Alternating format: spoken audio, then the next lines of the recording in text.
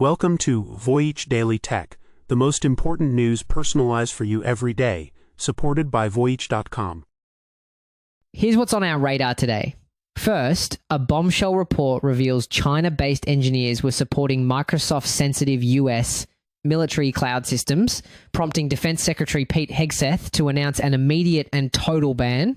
Second, the EU's new AI Act is live, threatening giants like Google and OpenAI with fines up to 7% of their global turnover for models now deemed a systemic risk. Third, Netflix used generative AI for final footage in its show, The Eternaut, a move co-CEO Ted Sarandos says was 10 times faster and made a key scene financially feasible.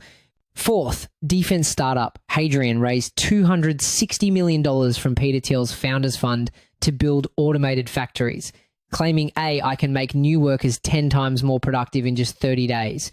And fifth, the UK just launched its most powerful supercomputer, Isambard-AI, using over 5,000 NVIDIA chips to expand its public AI research resource 20-fold.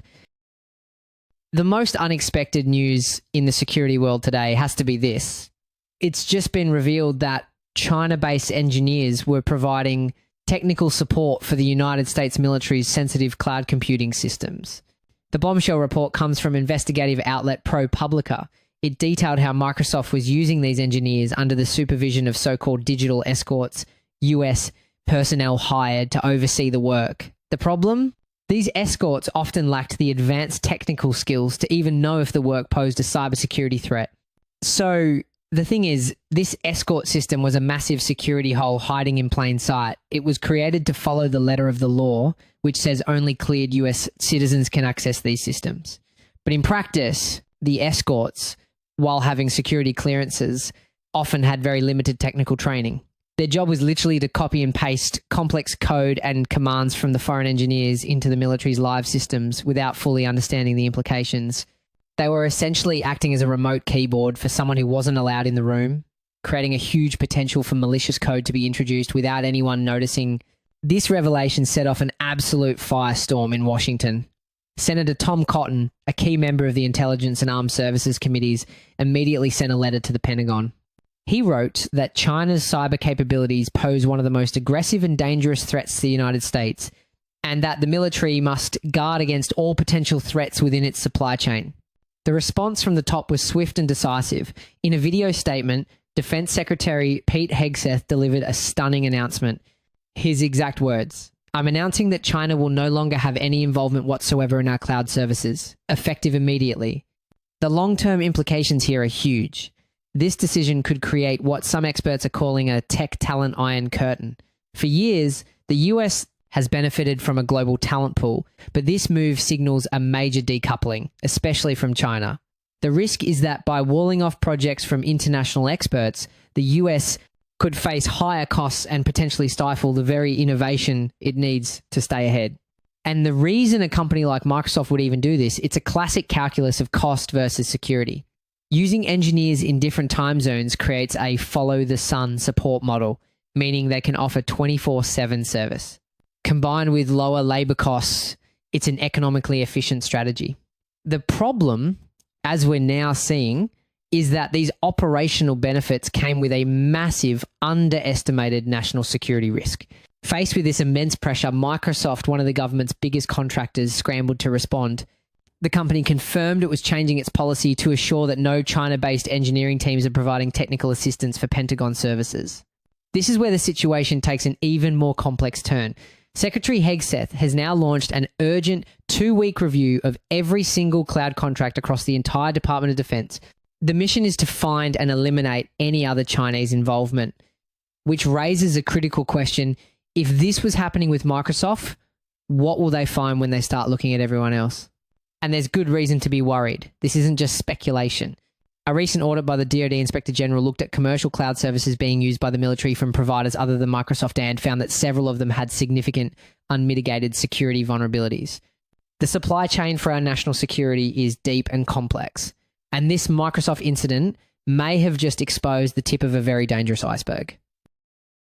From a security crisis in the US to a regulatory showdown in Europe, the EU just put a price tag on AI rule breaking, and it could cost big tech billions. We're talking about a fine of up to 35 million euros, or a staggering 7% of a company's global turnover. This isn't a warning shot. It's the new reality of the EU's AI Act. And the targets are the biggest names in the game: Google, OpenAI, Meta, and others. The EU has officially labelled their most powerful AI models as having systemic risks, meaning they're so advanced they could have a significant impact on public health, safety, or society itself. So, what exactly qualifies as a systemic risk in the EU's eyes?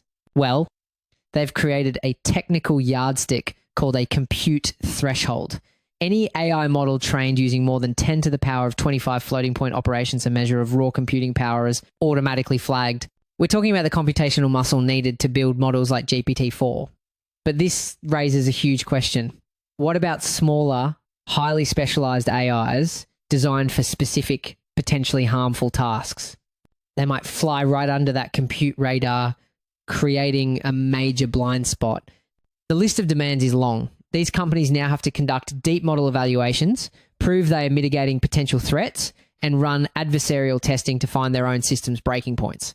The Act relies heavily on companies assessing themselves, which creates a potential fox guarding the henhouse problem. Without truly independent and rigorous third-party auditing, how can we be sure these internal safety checks are more than just a rubber stamp? They must also report any serious incidents directly to the European Commission and ensure robust cybersecurity protection against theft and misuse. And the clock is ticking. The new rules officially apply on August 2nd, and companies have until next year to fully comply. And, complying with these rules comes with its own massive price tag. We're not just talking about the fines. Research suggests that for a single high-risk AI system, the cost of compliance could be up to 400,000 euros. For a startup, that's a potential company killer.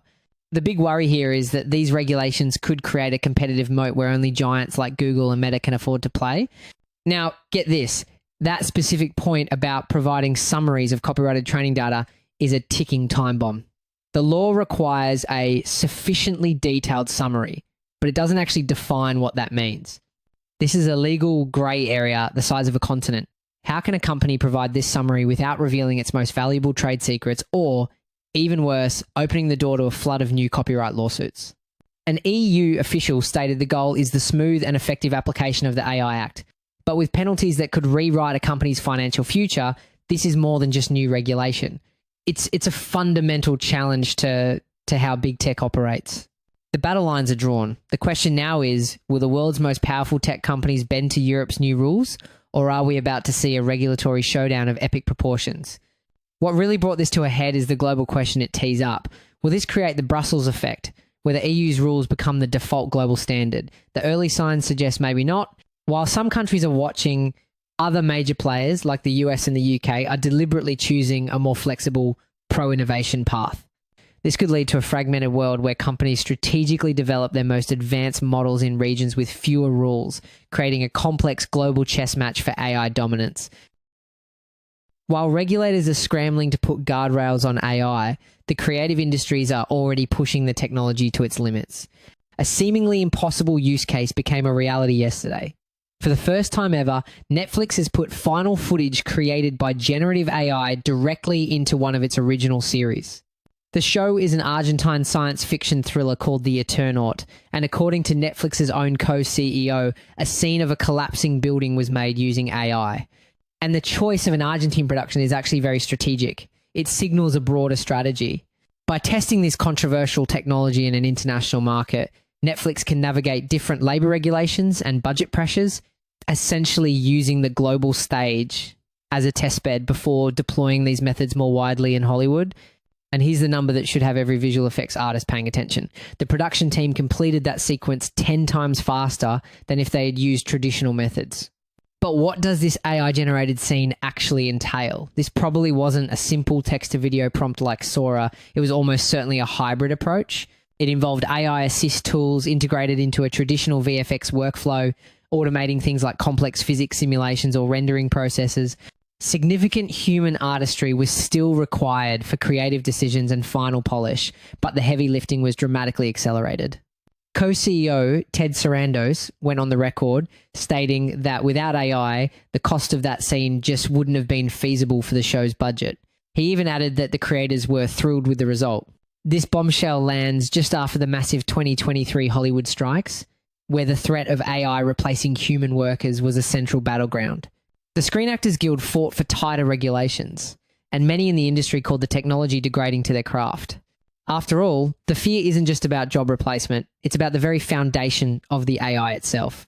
A huge unresolved question is what data these AI models are trained on. Courts are currently battling over whether AI companies can legally train their models on copyrighted books, images, and films without the creator's consent or compensation. Studios using this tech could face massive legal liability down the road. The fear is so real that film mogul Tyler Perry recently halted plans for an $800 million expansion of his studio, citing the rapid advancement of AI-generated video. But while Hollywood is in an uproar, Netflix is reporting soaring profits, jumping from $2.1 billion to $3.1 billion. The situation presents a fascinating duality. On one side, AI might democratize filmmaking for some, but on the other, it could devalue the highly specialized skills of VFX artists. A recent survey by the Animation Guild revealed that 75% of respondents said generative AI tools had already led to job elimination, reduction, or consolidation in their workplaces. This isn't a future threat. For many, it's a present reality. The technology is here, and it's getting faster and cheaper. Beyond jobs and costs, we also have to ask how this changes the art itself. Will over-reliance on these tools lead to a generic, homogenized AI aesthetic, or will it unlock new forms of creativity? The question is no longer if AI will remake Hollywood, but who will be left to work in it. We were just talking about AI's impact on Hollywood. Now, let's shift our focus to heavy industry, where another AI-driven revolution is taking shape. A defense startup CEO just went on the record with a statement about global competition, saying, "What we really need in this country is this quantum leap above China's manufacturing model." What he's really targeting are the specific weaknesses in China's approach. While we think of China as a manufacturing titan, it still has choke points, especially in areas like advanced semiconductors and specialized materials. Hadrian's high automation model is designed to leapfrog these issues by reducing the reliance on a massive labor force and bringing production of complex parts in-house with extreme precision. That company, Hadrian, just got a $250 million war chest to do exactly that. They've closed a staggering $260 million funding round led by Peter Thiel's Founders Fund and Lux Capital. Their mission is to disrupt the entire defense manufacturing industry, taking aim at titans like Northrop Grumman and Lockheed Martin. Their secret weapon, however, isn't just about replacing workers, but supercharging them. And that's not just hype. In these new smart factories, human workers are engaged in high-skill, creative problem-solving while robots handle the repetitive or hazardous tasks. Research shows this kind of human-robot collaboration can slash idle time by up to 85% compared to an all-human team. It's about leveraging the best of both worlds, human ingenuity and robotic precision. Believe it or not, Hadrian claims it can take people who have never set foot in a factory, from ex-Marines to former nurses, and use AI and robotics to train them in just 30 days, making them 10 times more productive. That claim sounds almost impossible. So how do they back it up? The secret is in how they measure it. They use industry standard metrics like overall equipment effectiveness and overall labor effectiveness. These aren't just made up numbers. They are a data-driven way to track everything from equipment uptime to the quality of the human workforce. By using AI to optimize every step, they can accelerate that learning curve from years down to just 1 month. And this isn't just a plan on a whiteboard. With their new funding, they're building a massive 270,000 square foot factory in Arizona that will be operational by Christmas. Now, a factory this advanced creates incredible new opportunities, but it also introduces new risks. By centralizing production in a software-driven facility, you create a massive target for cyber attacks. The manufacturing sector is already the most targeted industry in the world for cybercrime. A single successful attack could halt the production of critical defense components. For a company like Hadrian, cybersecurity isn't just an IT issue. It's a core part of their national security mission. They're also planning 4 to 5 more facilities over the next year to meet surging demand. This all points to a power struggle that goes far beyond corporate competition. The company's leader says the lack of US-based talent is a major hurdle to American dominance in shipbuilding and submarines. His final message treats the situation with extreme gravity, stating, "As a country, we have to treat this like a national security crisis, not just the economics of manufacturing." Speaking of global competition, the UK just made a major public investment to secure its own spot in the AI race. The government just announced its public AI research resource will be expanded 20-fold. Interestingly enough, this AI research resource isn't just one computer. It's a whole suite of them, managed by UK Research and Innovation. The goal is to create a structured way for researchers and public projects to get access to this incredible power. There are even plans for commercial startups to tap into this publicly funded asset, ensuring the benefits spread across the entire economy. At the heart of this plan is a new machine, Isambard-AI, which just became the most powerful supercomputer in the United Kingdom. To give you a sense of the scale, it's running on more than 5,400 of NVIDIA's most advanced superchips. This is also part of a very deliberate diversification strategy. Another key part of this national resource is a second supercomputer called Dawn, which uses chips from NVIDIA's main competitor, Intel. By using different suppliers, the UK avoids being dependent on a single company, enhances its supply chain security, and encourages price competition. It's about building a resilient national AI ecosystem, not just a powerful one. But this isn't just about raw power for its own sake. The mission is to aim this technology at some of the country's biggest problems, from tackling NHS waiting lists to developing new tools to fight climate change. And when a government invests this much money and promises to fix something as complex as NHS waiting lists, you have to ask, how will we know if it's working? Well, they are developing specific key performance indicators, or KPIs, to measure the return on this investment. We're talking about tangible metrics like reductions in service processing times, measurable cost savings, and higher user satisfaction scores. This is how they'll quantify the contribution and hold the project accountable. That goal of fighting climate change with a notoriously energy-hungry technology might sound like a paradox, but the secret is that Isambard-AI was designed from the ground up for energy efficiency. It uses advanced direct liquid cooling and runs entirely on zero-carbon power. This system is so efficient, it ranks 4th on the Green 500 list of the world's most sustainable supercomputers. They even plan to capture the waste heat from the machine to help heat nearby buildings. This all ties back to the UK's stated goal to position the country as an AI maker rather than an AI taker. This is a direct challenge in a sector where companies and countries are vying for dominance. Now, let's put that AI maker ambition into perspective. While Isambard-AI is a huge leap forward for the UK, it's just one machine. The reality is that the UK's investment is still dwarfed by the spending of the US and China, and by the massive private computing clusters owned by giants like Google, Meta, and OpenAI. The challenge isn't just to build powerful hardware, but to find unique, sovereign problems to solve that private industry isn't already focused on. And the plan goes beyond hardware. The government is preparing to train 1 million students and 7.5 million people across the economy in artificial intelligence. As the UK Technology Secretary put it, AI is going to happen to Britain. What we can do and what we have a choice over is how it happens in Britain. And if you think a single supercomputer is the whole story, an NVIDIA executive called the machine a truly transformational system, but then added that it was just a starting point. While it's now the most powerful in the UK, Isambard-AI currently ranks 11th on the list of the world's top 500 supercomputers. With the race for AI supremacy accelerating globally, the question isn't just what these machines can do, but who will ultimately control the future they create. That's it for today on Voyage Daily Tech. Follow, share, and stay tuned for daily updates coming your way tomorrow.